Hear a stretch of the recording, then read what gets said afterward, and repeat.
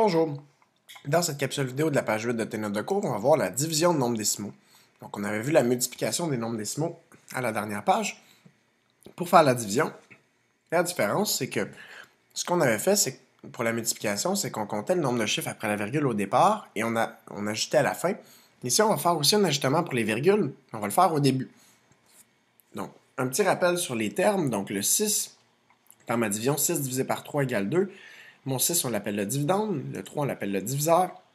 Et le 2, on l'appelle c'est le résultat de la division, donc le quotient. On sait comment diviser un nombre quand, ici, mon dividende n'est pas un nombre entier, donc un nombre décimal. Ce qu'on ne savait pas encore, c'est quand on avait un diviseur qui était un nombre décimal. Donc, ce qu'on va faire, c'est qu'on va multiplier le dividende et le diviseur par une puissance de 10, donc par 10, 100, 1000, de façon à ce que le diviseur ne soit plus un nombre décimal. Donc, se ramener à un cas qu'on connaît. Par exemple, si je veux faire 8,64 divisé par 2, ça, je sais déjà comment faire ça. Donc ça, ici, il n'y a rien de nouveau par rapport à ça. Donc, ce que je fais, c'est ma division directement. 8,64.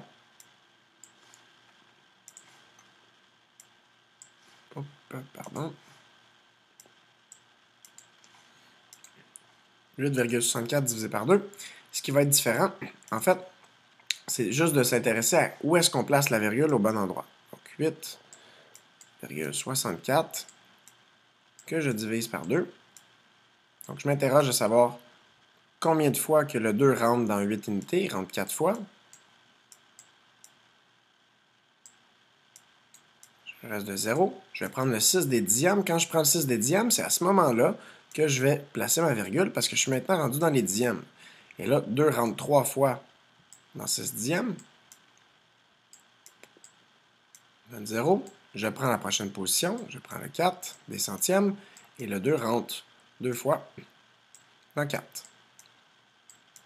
Et j'ai un reste de 0. Donc, je m'arrête. Si je n'avais pas un reste de 0, je continue jusqu'à temps que j'ai au millième pour arrondir au centième.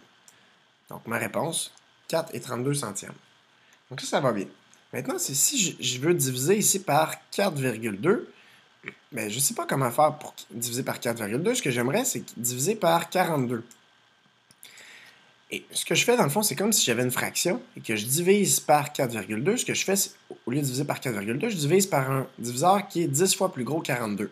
Pour faire ça, ce que j'ai fait, c'est x 10. Donc, en déplaçant la virgule d'une position vers la droite, je dois faire aussi x 10 à mon dividende pour que ça soit équivalent. Donc, pour avoir l'équivalent d'une fraction équivalente. Donc, ça me fait 1480,5. Que là, je peux diviser par 42. Donc, 42 ne rentre pas dans 1, il ne rentre pas dans 14, il rentre dans 148, il rentre 3 fois. Donc, 3 fois 42, c'est 3 fois 40, 120, plus 3 fois 2, 6, donc ça fait 126. 148 moins 126 me donne 22. Je passe à la position des unités. Donc, je prends mon 6, que je convertis ici, donc j'ai 226 unités. 42 va rentrer 5 fois. Et si je fais 5 fois 42, ça fait 5 fois 40, 200. 5 fois 2, 10. Donc, ça me fait 210. Si je le fais mentalement. Donc, ça me donne un reste de 16. Et je vais aller ajouter ici les dixièmes.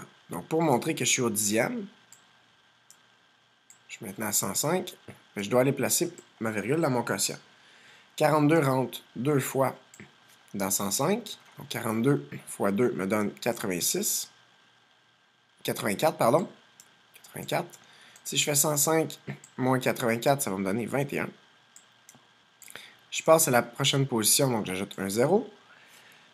Et 42 va rentrer exactement 5 fois. On avait vu que 5 fois 42 juste avant, c'était 210. Et après, je vais en terminer avec mon reste. Donc, ma réponse, 35 et 25 centièmes. Pour l'exemple 3, même principe, je vais faire ma division, mais je ne veux pas diviser par un nombre décimal. Ce que j'aimerais faire, c'est diviser par 27. Pour diviser par 27, ce que j'ai fait, c'est x 10, x 100, x 1000, x 10 000. Donc, même principe, je vais faire x 10, fois 100, fois 1000, avec un 0, fois 10 000, un autre 0. Donc, ça revient à faire 1200 divisé par 27. Et ça va me donner le résultat équivalent à ce que j'avais ici. Donc, 1200 divisé par 27. 27 ne rentre pas dans 1, ne rentre pas dans 12, il rentre dans 120. 4 fois. 4 fois 20, 80, plus 4 fois 7, 28. Donc, 80 plus 28 me donne 108. 120 moins 108, ça me donne 12. Je vais prendre le 0 de mes unités. Donc, je suis maintenant rendu à 120 unités. Le 27 rentre 4 fois dans 120. Donc, c'est la même chose. 4 fois 27, 108. Qui me donnerait un reste de 12. Que je convertis en dixièmes. Je prends le 0 des dixièmes. J'ajoute ma virgule dans mon quotient. Et ça continuerait comme ça. À chaque fois, 120 moins 108, 12, 120 moins 108, 12, etc. Ça continuerait comme ça à l'infini. Donc, ça va donner 44,4, 4, 4, etc. Donc, deux façons de l'écrire. Soit j'écris que c'est égal à 44,4 périodique, qui veut dire périodique que le 4 se répète à l'infini. Ou, je pourrais écrire aussi, si je veux l'arrondir, la règle qu'on s'était donnée, c'était d'arrondir au centième près. Donc, je regarde la position des millièmes. Quand c'est plus petit que 5, j'arrondis vers le bas. Donc, environ 44 et 44 centièmes. Voilà pour la division de nombres décimaux. On va aller faire maintenant une résolution de problème. Donc, ma résolution de problème, c'est Gino qui est à la station d'essence. Donc, le réservoir de sa voiture était vide et il vient d'acheter de l'essence à 1,32 $ par litre avec un billet de 20 $. Il a besoin de 7 litres d'essence pour se rendre au travail et en revenir. En aura-t-il suffisamment pour ses 2 dernières journées de travail? Ce que je vais faire, c'est que je vais aller travailler sur le nombre de litres d'essence. Je vais aller faire ressortir d'abord mon information. Donc, il a acheté de l'essence à 1,32 $ le litre et avec un billet de 20 $. On sait qu'il a besoin de 7 litres d'essence pour se rendre à son travail et en revenir, donc à tous les jours, et que c'est pour 2 journées de travail. La question, en aura-t-il suffisamment? Donc, ce que je vais devoir faire, c'est aller trouver combien de litres sont nécessaires. Donc, première étape, le nombre de litres nécessaires. Deuxième étape, je vais aller trouver le nombre de litres achetés. Je vais voir s'il y en a suffisamment. Donc, nombre de litres nécessaires pour se rendre à son travail. Donc, ici, c'est assez simple comme calcul. Ce que j'ai à faire, c'est 7 litres par jour fois 2, ce qui me donne, je n'ai même pas besoin de faire mon calcul à droite, qui me donne 14 litres. Donc, j'ai besoin de 14 litres pour les 2 journées. Maintenant, deuxième étape, je veux savoir combien de litres qui ont été achetés. Donc, le nombre de litres achetés.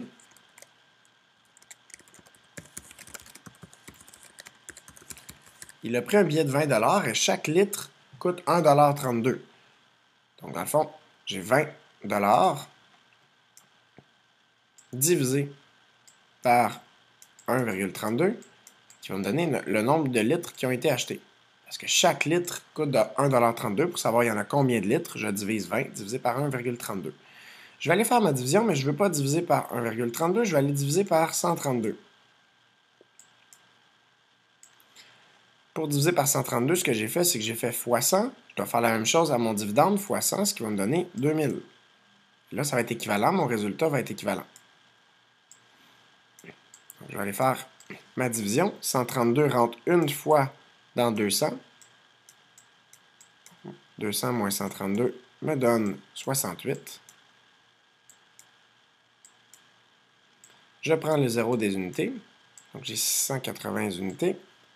132 rentre 5 fois. Pour le faire mentalement, ça fait 5 fois 100, plus 5 fois 30, plus 5 fois 2. Donc, 500, plus 150, 650, plus 10, 660. Donc, 680 moins 660, qui va me donner 20. Je passe à la prochaine position. Donc, les dixièmes, une fois que je suis dans les dixièmes, je place ma virgule. 132 rentre une fois dans 200. Et là, je ne sais pas si vous avez remarqué, ça fait exactement la même chose. Donc, 68, j'aurai 680. Dans 680, il rentre 5 fois. Ça donne 660. Et là, ça continuerait toujours comme ça.